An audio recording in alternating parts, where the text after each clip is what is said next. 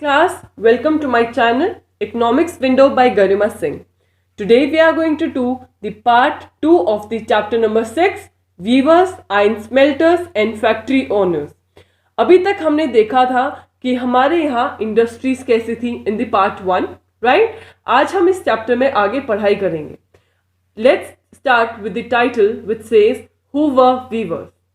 Viewers कौन है? So, as the name only suggests, the people who are specialized in weaving are called weavers. जो कपड़े बुनेंगे, right? जो specialized है, जिनको वो skill आती है कपड़े बुन के तैयार करने की, those people are called as weavers. Now, the skill were passed on from one generation to the other. ये जो weavers के पास जो skill थी weave करने की कपड़े, ये skill it was passed from one generation to the other. Okay? And some of the names of the weaver community is given in your book, like the Tanti weavers of Bengal, the Julahas or the Momin weavers in North India, the Sale or the Kalikolar or the Devangs of the South India.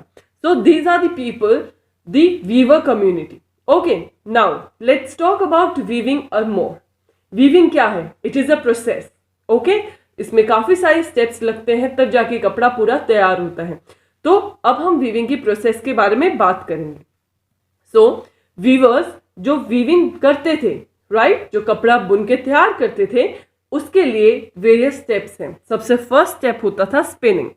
पहले तो generally cotton को हम spin करते थे चरखा पे और उससे हम थ्रेड बनाते थे. कॉटन से थ्रेड बनाना, उसको स्पिनिंग बोलेंगे. Okay, and this spinning was mostly done by the women, by charkha और द खादी थे. Okay, then the second step here was the weaving. Weaving क्या है? After spinning the thread was woven into clothes.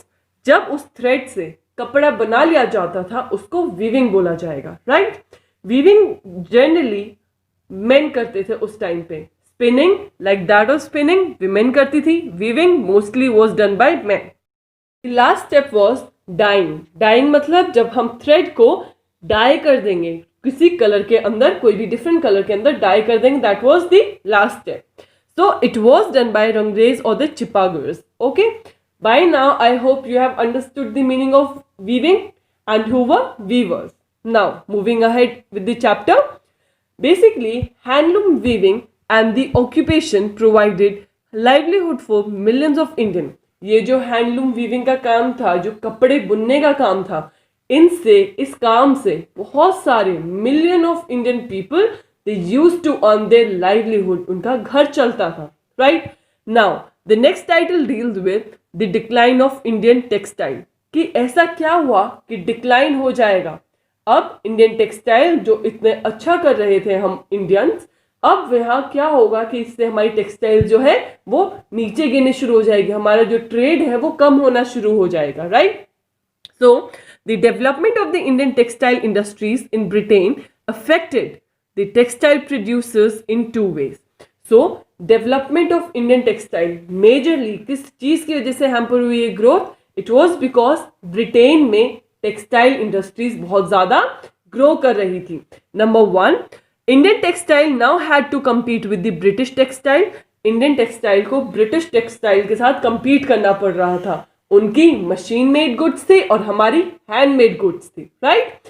And lastly the exporting textile to England also became increasingly difficult. क्योंकि Britain में भी वहाँ बहुत सारा textile revolution आया था, वहाँ बहुत ज़्यादा इंडस्ट्रीज ग्रो कर रही थी. तो why will they come here and buy our things, right?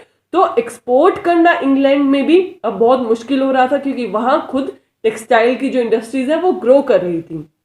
Also, the England-made cotton textile ousted Indian good from the traditional to the international market. English and the Europeans stopped buying Indian goods. अब क्या हुआ? England ने cotton textiles को international market में launch किया, जिसकी वजह से जितने भी यूरोपियन नेशन है और जितने भी इंग्लिश पीपल थे, उन लोगों ने इंडियन गुड्स को बाय करना बंद कर दिया. क्योंकि अब जो कॉटन टेक्सटाइल है वो कहाँ से आ रही थी? From the Britain area. तो इंडिया से तो लेंगे नहीं वो. And as a result weavers were unemployed now. और हमारे यहाँ क्योंकि हमारे जो ट्रेड है वो गिर गया, अब हमारा सामान बिक नहीं रहा है, तो उसी चीज को बनाना वाज अ फुलिशनेस, राइट? तो यहाँ वीवर्स जो है वो अनएम्प्लॉयड हो जाएंगे, उनका काम छिन जाएगा. Okay, after that we have seen by the 1830s situation जो है बहुत ज़्यादा वर्स हो जाएगी और ब्रिटिश जो क्लोथ्स हैं वो बहुत ज़्यादा इंडियन मार्केट के अंदर भी आना स्टार्ट कर देंगे. British clothes flooded the Indian market by 1830s, due to which क्या होगा, हमारी डोमेस्टिक मार्केट भी कोलैप्स हो जाएंगी. Not only the weavers but also the spinners will be affected now. Spinners कौन है, जो कॉटन को स्पिन करके थ्रेड बनाते हैं, दे वर्क द स्पिनर्स. तो अगर वीवर्स का काम रुकेगा तो स्पिनर्स का भी तो काम रुकेगा, right. Also the spinners were unemployed now. So आप देख रहे हो सबका काम रुक रहा था तो unemployment increase. But there was a ray of hope. Ray of hope क्या थी यहाँ, कि हैंडलूम वीविंग जो कि इंडिया में होती थी वो वाली चीज कंप्लीटली हमें मशीन मेड गुड्स से नहीं मिल रही थी. वाई, क्योंकि मशीन मेड गुड्स जैसे हमारी बनारसी सिल्क थी, हमारे काफी इंट्रिकेटेड बॉर्डर्स वाले कपड़े थे, वो मशीन में नहीं बन पा रहे थे. But the industries in Britain did not produce very coarse cloth used by the poor people in India. और सेकंड बात क्या थी कि जो ब्रिटिशर्स कपड़ा प्रोड्यूस कर रहे थे वो वाले टाइप का कपड़ा नहीं था जो यहाँ इंडियन पॉपुलेशन पहनना पसंद करती. तो हमें थोड़ी सी उम्मीद, रे ऑफ होप दिखाई दे रही थी कि टेक्सटाइल जो हमारा खत्म होता जा रहा है, अब हमें एक छोटी सी उम्मीद की किरण दिखाई दी कि शायद हम अपनी टेक्सटाइल इंडस्ट्रीज को बचा सकते हैं. 2 रीजंस की वजह से. नंबर 1 कि हमारे जैसी चीजें नहीं बना पा रहे थे, like that of intricated borders, the silk saris, and also जिस टाइप के क्लोथ हम पहनते वैसे नहीं बन रहे थे. उसके बाद इसी टाइम यहाँ नेशनलिस्ट मूवमेंट का भी काफी रोल रहेगा. महात्मा गांधी जी आते हैं. He will boycott the imported textile and he will focus on the use of hand spun and hand woven clothes. Khadi became the symbol of nationalism. अब क्या होगा, गांधी जी भी आएंगे, फिर हम देखेंगे कि वो बोलेंगे जो बाहर से जो हम इंपोर्ट करके चीजें मंगवाते हैं उसके ऊपर हमें यूज नहीं करना उन चीजों को, हम अपनी ही खुद की हैंड वूवन हैंड स्पन चीजें क्लोथ्स बनाएंगे और उनको ही यूज करेंगे. और नेशनलिस्ट मूवमेंट के दौरान हमने देखा खादी जो थी, khadi is a type of cloth. I have posted a picture here somewhat like this. It became the symbol of nationalism. Also, the industries in Britain were hampering the Indian textile sector, thinking what happened to weavers and the spinners now. अब आप सोच रहे होंगे कि Britain में industries आ रही हैं और इंडियन टेक्सटाइल गिर रहा है, तो अब यहाँ क्या हो रहा होगा वीवर्स और स्पिनर्स के साथ. So some of them became the agricultural labours. कुछ लोग जाके एग्रीकल्चरल लेबर्स बन गए, कुछ लोगों ने माइग्रेट किया towards the cities. Other went out to work as plantation workers in Africa and South America, and some found work in newly established cotton mills. So ये रिजल्ट रहा कैसे हमारा टेक्सटाइल जो है वो डिक्लाइन होता जाएगा, right. Then we have the cotton mills came up. अब हम देखेंगे कि कॉटन मिल्स बहुत ज्यादा आनी शुरू हो जाएंगी. इवन हम यहाँ इंडिया में भी अपने खुद की कॉटन मिल्स इंडियंस लगाना शुरू करेंगे. So very important, the first cotton mill was set up in India in Bombay 1854. 1 mark के क्वेश्चन के लिए बहुत इंपॉर्टेंट है और ये आपको सबको पता होना चाहिए कि फर्स्ट कॉटन मिल इंडिया में कब और कहाँ सेट की गई थी. And Bombay became the hub of cotton textile. इसके पीछे क्या रीजन थे कि बॉम्बे को हब ऑफ कॉटन टेक्सटाइल कहा जाता है? Because the important ports for the textile export of raw material from India were in Bombay and it was close to the vast black soil tract. तो ब्लैक सॉइल आपको पता होगा कि cotton की crop के लिए बहुत ज़्यादा इंपॉर्टेंट है. ब्लैक सॉइल पे बहुत अच्छी कॉटन ग्रो होती है, अच्छी अमाउंट में कॉटन ग्रो की जा सकती है और कॉटन को ब्लैक सॉइल ही सपोर्ट करता है. तो एक तो बॉम्बे वाले रीजन में ब्लैक सॉइल बहुत था, बहुत सारे पोर्ट्स थे, ऑल्सो अवेलेबिलिटी ऑफ लेबर थी, जिसकी वजह से जो मेरे क्या है बॉम्बे एक हब ऑफ कॉटन टेक्सटाइल बनता जा रहा था. Along with this reason There were Parsis and Gujarati businessmen जो इस चीज को हब बना रहे थे. किस चीज का? कॉटन टेक्सटाइल का. So mills also came up in other cities too. दूसरी cities में भी मिल आई, like that of Ahmedabad, Kanpur and the United Province, which is today's UP. Cotton demand increased. The labor demand also increased, leading to the increase in the migration of labor. जैसे जैसे cotton mill setup होती गई तो demand increase होती गई, तो labour की demand भी होगी, इसलिए जो कुछ लोग थे, जो वीवर्स थे, जो स्पिनर्स थे, जो अब अनएम्प्लॉयड हो गए थे, they were now migrating towards the cities, and thousands of the poor peasants, the agricultural laborers, artisans moved towards the city for the work. Right? Now let's see what were the challenges faced by Indian textile industries. ऐसे कौन कौन से challenges थे जो Indian textile industry face कर रही थी. Number 1, it was very difficult to compete with the cheap textile imported goods from Britain.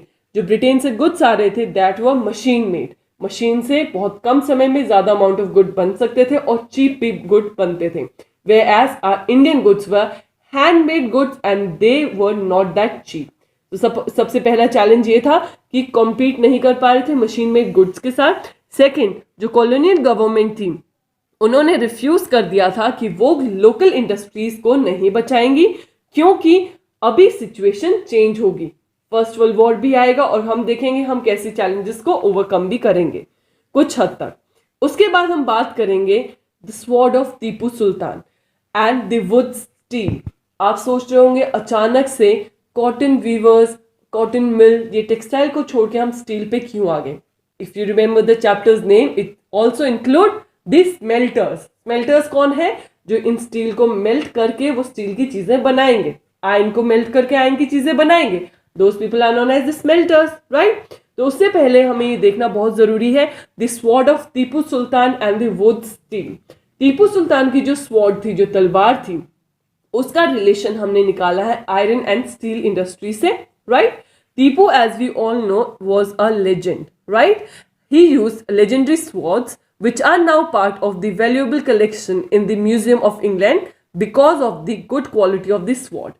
आज भी टीपू सुल्तान की जो तलवार है वो म्यूजियम में रखी गई है. क्यों? क्योंकि वो बहुत ही अच्छी गुड क्वालिटी ऑफ स्टील से बनी थी. And the quality of sword came from the type of high quality carbon called woods.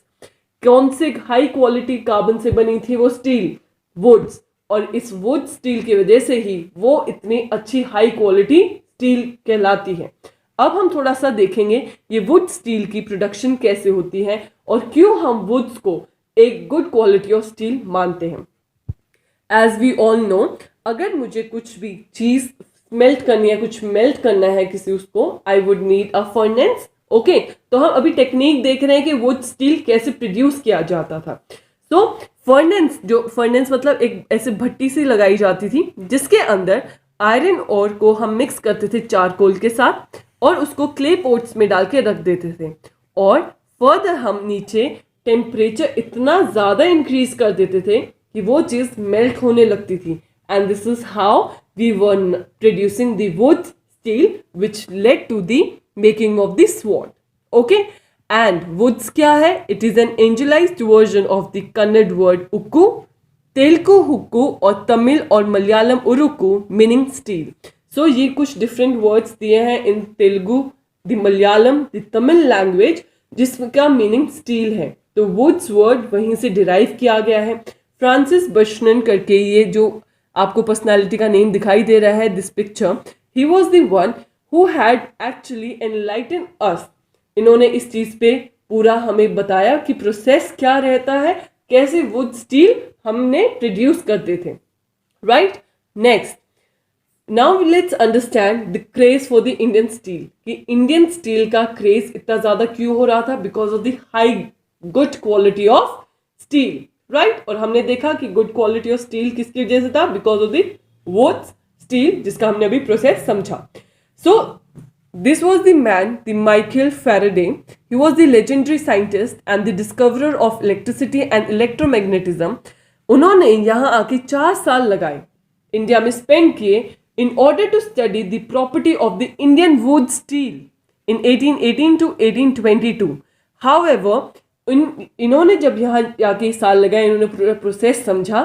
By this time हमने जो प्रोसेस जो संभाल के रखा हुआ था, now we had lost this process of steel making. अब ये process of steel making world में अब सबको पता चल रहा था.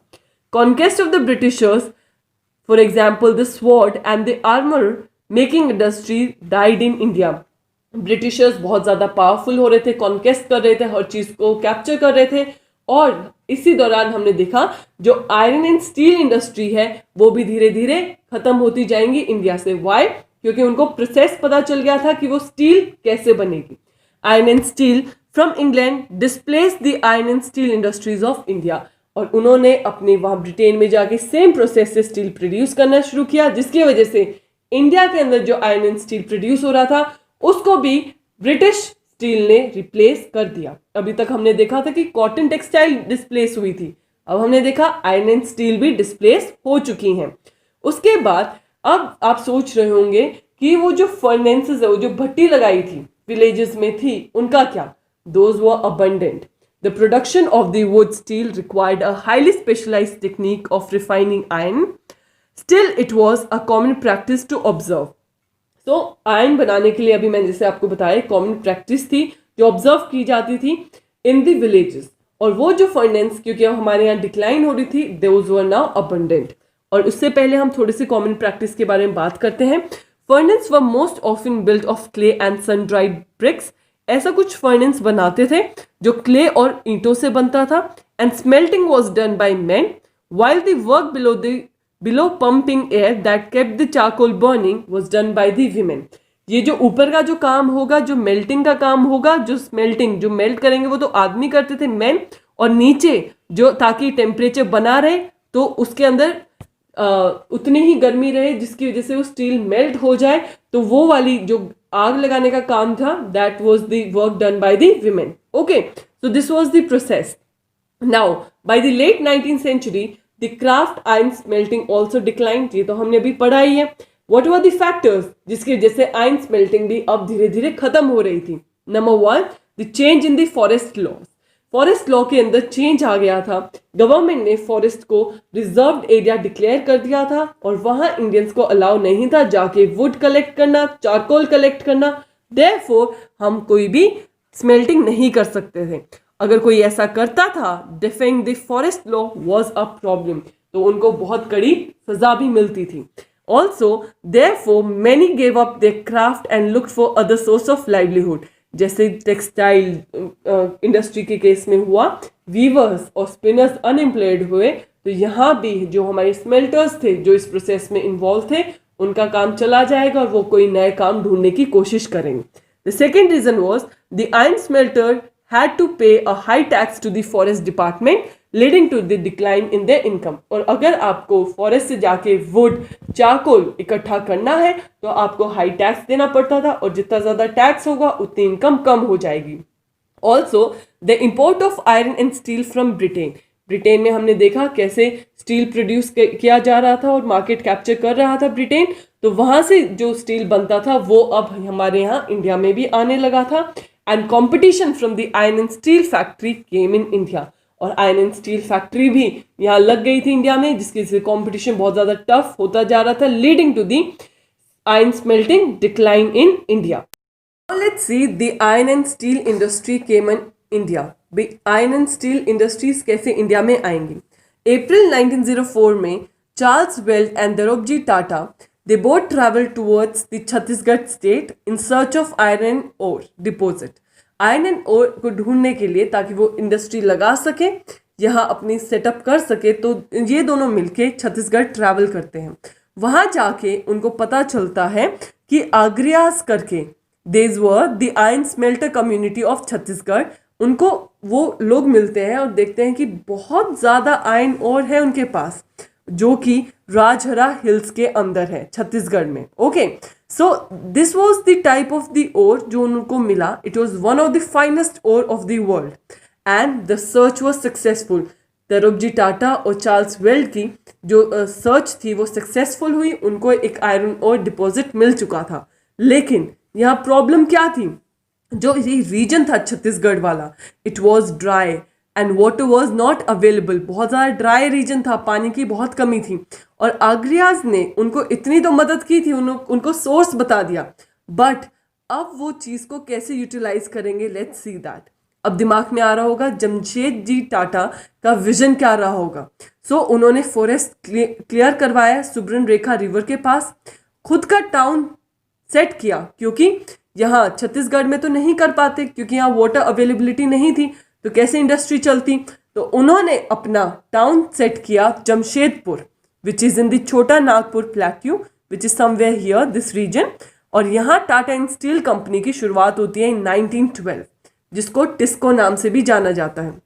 अब आप सोच रहे होंगे कि ब्रिटिशर्स के होते हुए इंडियन कैसे इंडस्ट्रीज लगा रहे होंगे, क्या ब्रिटिशर्स ने कोई एतराज नहीं किया होगा?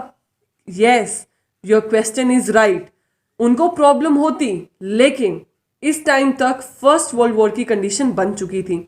19th सेंचुरी में डिफरेंट वर्ल्ड के कोनों में ब्रिटेन स्टील एक्सपोर्ट कर रहा था, लेकिन जिस टाइम टिस्को आएगी, टाटा एंड स्टील कंपनी यहाँ लगती है, उस टाइम फर्स्ट वर्ल्ड वॉर की कंडीशन बन चुकी होती है।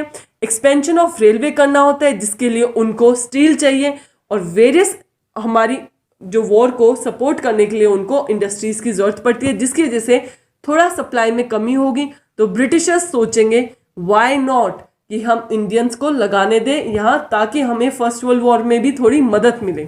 सो the import of British steel into India decline dramatically and the Indian railways turn to TISCO for the supply of rail, क्योंकि ब्रिटिशर्स को यहाँ रेलवे डेवलप करनी थी और पैरेलली फर्स्ट वर्ल्ड वॉर की कंडीशन हो गई।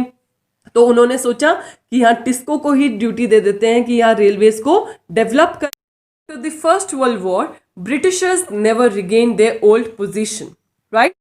So we have come to the conclusion part. In both the cases, like that of iron and steel and the cotton industry, the industrial expansion occurred only when the British import in India declined and the market for Indian industrial good increased. तो हमने दोनों ही case में देखा कि हमारे लिए थोड़ा सा स्कोप, इंडियन गुड्स के लिए मार्केट में थोड़ा स्कोप तब बना तब ब्रिटिशर्स का इंपोर्ट जो है यहाँ वो थोड़ा सा कम होना शुरू हुआ। इसके दो क्रेडिट है, दो चीज़ों को हम क्रेडिट देंगे कि किस चीज़ की वजह हुआ। पहला रोल था हमारा फर्स्ट वर्ल्ड वॉर का, कि अगर फर्स्ट वर्ल्ड वॉर ना होता तो शायद टिस्को इतना अच्छा नहीं सप्लाई कर पाता स्टील, और हमारे यहाँ आयरन एंड स्टील इंडस्ट्रीज ना आती। And second was the other factors like nationalist movement and the strong Indian industrialist class. So guys, by this we have completed our 6th chapter of history. I hope you like this video. If you did, then do not hesitate to like, share and subscribe to my channel, and also comment down below to let me know how did you find this video. Thank you for watching Economics Window by Garima Singh.